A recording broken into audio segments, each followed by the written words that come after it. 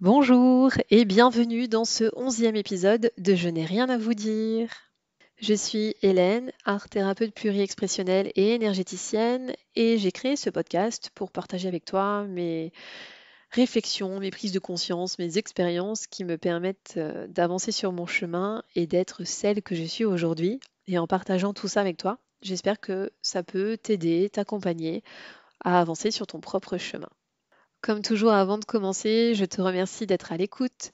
Je t'invite, si ce n'est pas encore fait, à t'abonner pour être sûr d'être informé dès qu'un nouvel épisode arrive, à me laisser ton ressenti en commentaire concernant cet épisode, à le liker si tu apprécies cet épisode et à le partager avec des personnes pour lesquelles ça pourrait résonner. Alors, le thème d'aujourd'hui, rien ne se perd, rien ne se crée, tout se transforme. Sors ta blouse, fais chauffer ton bec benzène, on y va. J'ai choisi ce titre d'épisode parce que cette phrase, attribuée à Lavoisier, correspond tout à fait à l'exercice que je vais te proposer dans cet épisode. Ça fait plusieurs épisodes que je ne te propose pas de mise en pratique, donc aujourd'hui, je le veux pratique et assez court cet épisode, parce que comme je le partage dans l'épisode concernant le développement personnel, l'épisode 9, il me semble, c'est que c'est bien gentil d'écouter du contenu, c'est bien gentil de lire, mais au bout d'un moment, je trouve essentiel de mettre en pratique. Et cet exercice que j'ai découvert est juste un outil très précieux pour moi dans mon quotidien. Il sert dans plein de situations, dans plusieurs domaines. Donc j'avais vraiment envie de le partager avec toi. Et cette phrase, donc rien ne se perd, rien ne se crée, tout se transforme, prend tout son sens avec cet exercice. Et sache que cette phrase attribuée à Lavoisier est une reformulation d'un philosophe grec, Anaxagore, qui avait écrit Rien ne naît ni ne périt, mais des choses déjà existantes se combinent puis se séparent de nouveau. Ça, c'est juste pour pouvoir frimer lors de la pause café. Ne me remercie pas, c'est cadeau. Allez, on passe aux choses sérieuses. Donc cet exercice qui m'a été transmis par Julien Musy lors d'un week-end coaching à Paris au mois de décembre, je trouve que c'est un outil exceptionnel pour toutes les situations où tu perçois avoir perdu quelque chose. Donc la perte, ça peut être une situation, un objet, une relation, un être cher, un lieu, un rêve, un projet, une capacité, un emploi. Ça colle à plein de situations dans plusieurs domaines et c'est cet exercice aussi qui m'a permis de comprendre que passer par l'écrit, c'était un élément très important. Ça donne un niveau de compréhension supérieur. Ça permet de ne pas juste rester dans le mental. Et en fait, moi, j'aime bien cette approche parce que ça permet de voir les choses différemment et de comprendre en fait que tout, absolument tout a un sens. Donc pour cet exercice, tu auras besoin de quoi écrire, une feuille, un carnet, un crayon et je t'invite à prendre le temps de le faire. Pas juste entre ta séance de sport et ta douche ou entre le bain et le repas des enfants. Prends le temps de te poser, de t'accorder vraiment un vrai moment de rencontre entre toi et toi-même. Tu peux prendre le temps d'allumer une bougie, de mettre de l'encens, de mettre une musique calme, enfin quelque chose qui va te permettre de créer ta bulle et de vraiment prendre ce moment pour toi. Donc si tu m'écoutes sur le trajet entre la maison et le boulot, ou le boulot et la maison, si tu m'écoutes en train de cuisiner ou en train de faire complètement autre chose, ou si tu m'écoutes aux toilettes ou sur ton lieu de travail. D'ailleurs, entre parenthèses, je suis très curieuse de savoir à quel moment et quand est-ce que, enfin à quel moment et où tu écoutes ce podcast. Si tu peux me laisser ça en commentaire. Voilà. Et du coup, tu comprends que même si c'est aux toilettes, c'est OK pour moi, ça passe. Toutes les réponses sont acceptées, mais voilà, je suis curieuse en fait. Je me pose la question. Allez, non, sérieusement, on y va. Donc si tu m'écoutes là justement et que tu es occupé à faire autre chose, soit tu arrêtes l'épisode maintenant et tu sais qu'à peu près vers 5 minutes l'exercice va commencer, soit tu choisis d'écouter l'épisode jusqu'au bout pour déjà t'imprégner de l'exercice, des questions et prendre le temps de le faire un peu après. C'est comme tu le sens. Le tout, c'est vraiment, je t'invite à le faire vraiment à un moment pour toi où tu ne seras pas dérangé et où tu pourras vraiment prendre le temps de te poser pour pratiquer cet exercice. Donc avant de commencer, je t'invite vraiment à prendre le temps de t'installer confortablement, à prendre le temps de te connecter à ta respiration, sans forcément chercher à la modifier, juste prendre conscience que tu respires, que ce moment est pour toi, que ça va te permettre d'avoir un autre regard sur ce que tu vis ou ce que tu as vécu, que c'est un cadeau que tu es en train de te faire. Et si tu en ressens le besoin, tu peux prendre 3 grandes respirations, donc 3 grands inspires et 3 grandes expires à ton rythme. Tu peux mettre cet épisode en pause régulièrement pour vraiment prendre le temps de te poser, de t'ancrer, A-N-C-R-E-R, avant d'ancrer, E-N-C-R-E-R, sur le papier, l'exercice que je te propose. Pour cet exercice, il y a 4 questions. Moi, je vais aller assez rapidement pour que l'épisode soit assez court, mais évidemment, tu peux appuyer sur pause pour prendre le temps d'écrire, de laisser venir et sois OK avec le fait que peut-être tout ne viendra pas tout de suite. C'est OK. Selon la situation qui va surgir, ça peut prendre plus ou moins de temps. Comme je le disais, cet exercice est en lien avec ce que tu perçois avoir perdu. Ça peut être une personne, une relation sentimentale, amicale, un objet, un rêve, un emploi, une somme d'argent, une capacité. Et au moment où je prononce ces mots, peut-être qu'il y a quelque chose qui a surgi en toi, une image, une personne, une situation, un flash qui te ramène dans une situation où tu perçois avoir perdu quelque chose. Et je suis plutôt du genre à laisser faire ce qui est là à l'instant présent. Donc si c'est cette personne, cette situation, cette capacité, ce rêve, ce projet qui est apparu, je pense tout simplement que c'est celui-là sur lequel il faut porter ton attention là maintenant, au moment de l'exercice, en sachant que cet exercice peut se faire sur plein de situations et dans plein de domaines, donc tu pourras le refaire au besoin.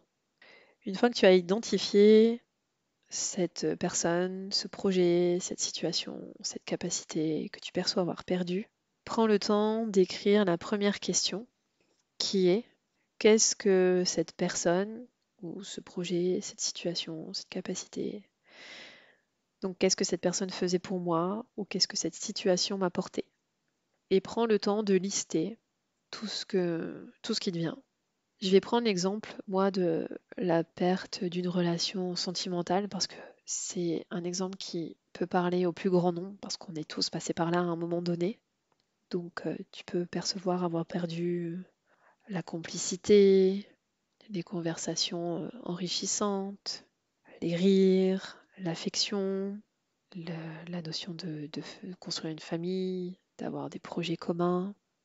Et donc, une fois que tu as dressé la liste de tout ce que tu perçois avoir perdu, la deuxième étape, c'est d'aller te remémorer le moment où tu as perçu cette personne faire la dernière fois cette chose-là pour toi. Si c'est la rupture sentimentale et si une des choses que tu perçois avoir perdu, c'est rire, par exemple, c'est le moment où tu perçois cette personne te faire rire pour la dernière fois. Si c'est une situation, d'aller identifier le dernier moment où tu as vécu cette chose, où cette situation t'a apporté un élément que tu perçois avoir perdu. Et entre ce moment jusqu'à aujourd'hui, la deuxième question, c'est qui ou quoi, depuis ce moment jusqu'à aujourd'hui, a fait ça pour moi. En reprenant l'exemple de la rupture amoureuse, et si je reprends l'exemple de cette personne te faisait rire, qui, depuis, te fait rire. Que ce soit une personne qui était déjà présente dans ta vie ou que ce soit une nouvelle personne qui est arrivée. Si tu as mis l'affection, qui dans ta vie, depuis ce moment-là, t'apporte de l'affection, avec qui tu as des conversations enrichissantes, avec qui tu as des projets. Si tu avais un projet de famille, par exemple, peut-être d'avoir un enfant, comment est arrivé ce bébé, sous quelle forme est arrivé ce bébé dans ta vie? Un neveu, une nièce, t'es devenu parrain, marraine, tu as décidé de créer quelque chose, tu as créé un livre, tu as créé un podcast, tu as créé un business, tu as créé quelque chose. Et le but, c'est que cette liste te permette de percevoir que ce que tu as identifié comme perdu dans la première question est resté au même degré dans ta vie. Peut-être pas sous la même forme, mais c'est présent dans ta vie au même degré. Rien ne se perd, rien ne se crée, tout se transforme.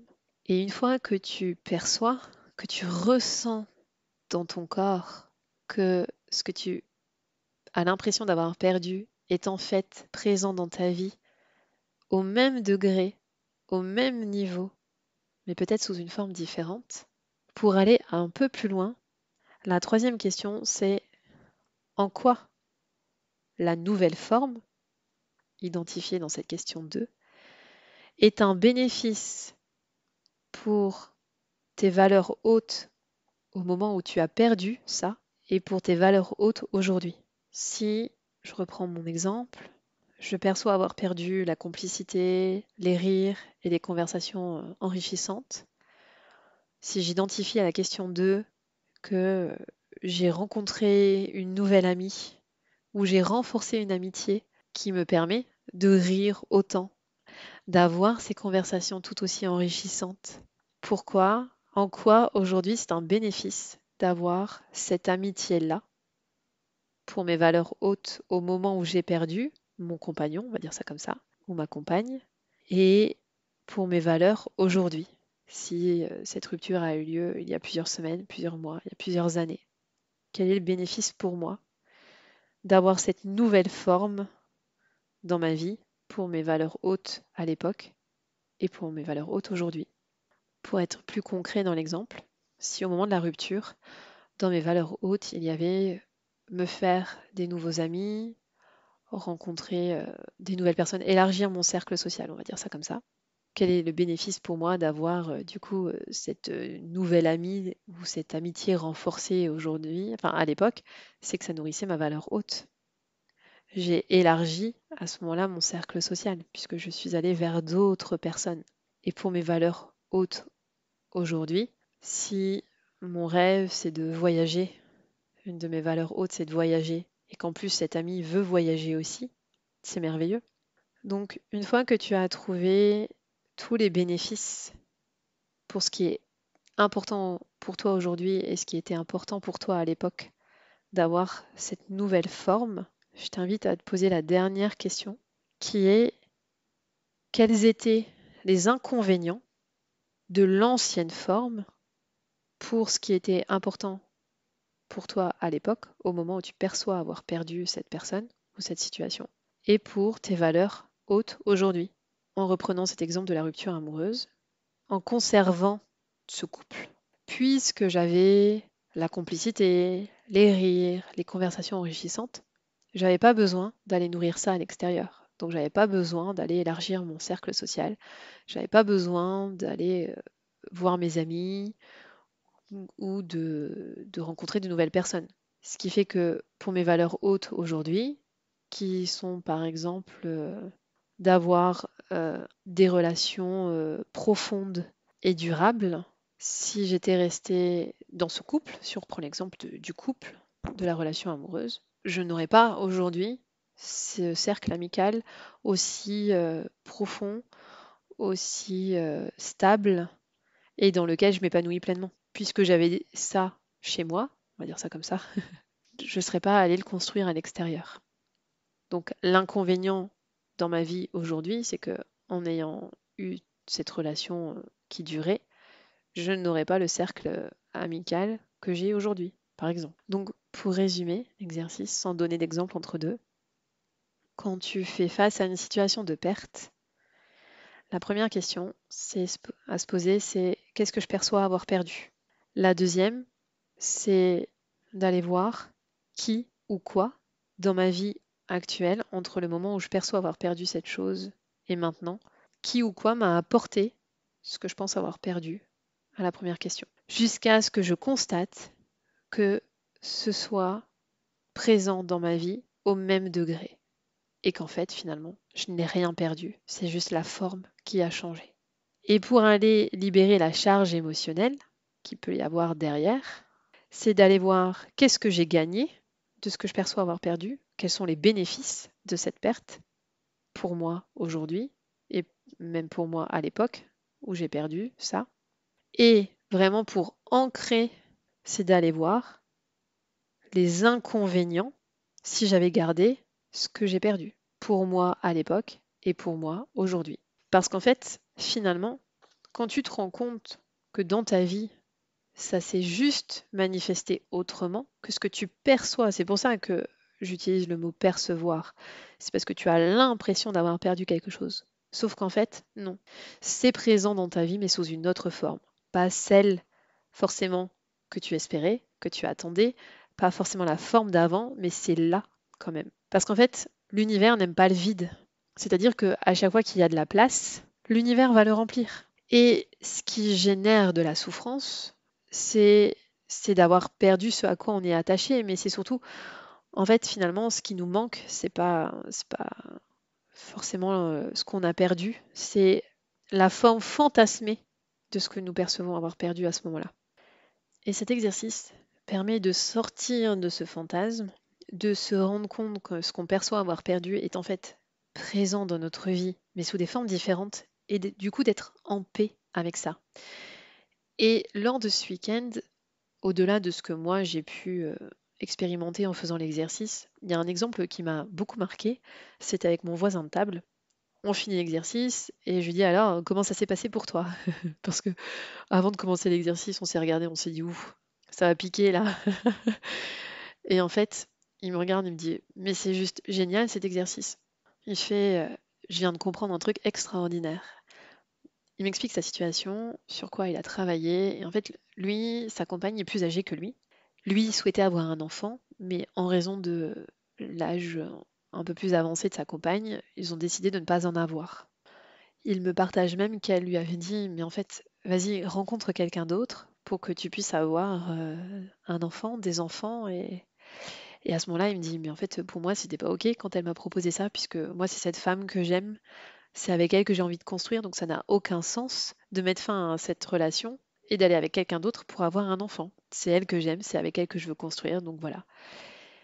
Et en fait, il me dit, ce que je viens de comprendre là, en faisant l'exercice, c'est que finalement, à partir du moment où il a accepté qu'il n'aurait pas d'enfant, l'exercice lui a permis de se rendre compte que ça se manifestait différemment dans sa vie.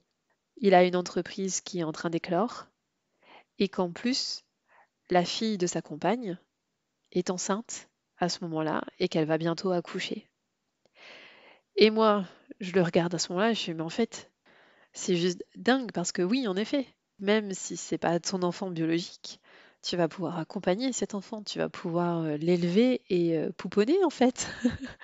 Et il me dit, bah oui, et c'est juste génial. Il fait, en fait, je comprends que vraiment, ce que je souhaitais est là, sous une autre forme. Et je pense vraiment que c'est à partir du moment où il a dit à sa compagne qu'il l'aimait et que c'était avec elle qu'il voulait construire. En fait, il a accepté la situation telle qu'elle était.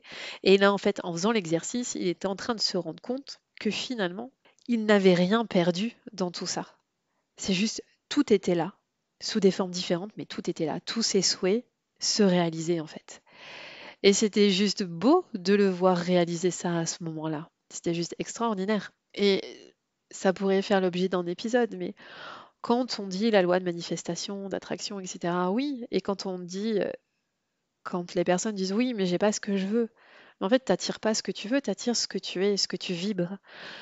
Si tu vibres le manque, si tu vibres le je l'ai pas, je n'y ai pas le droit, c'est pas pour moi, mais tu peux pas l'avoir. C'est juste que du coup, cet exercice te permet d'être en paix avec ce que tu crois ne pas avoir, ce que tu crois avoir perdu. Et là, à partir de ce moment-là, tu peux manifester. Là, tu peux attirer la famille que tu souhaites. J'ai un autre exemple de quelqu'un qui avait fait une demande à l'univers, en fait, qui voulait avoir une famille. Ah ben, 3 mois après, elle a rencontré quelqu'un qui avait plusieurs enfants. Donc elle l'a eu, sa famille. Pas sous la forme qu'elle imaginait, mais elle l'a eu, elle était là.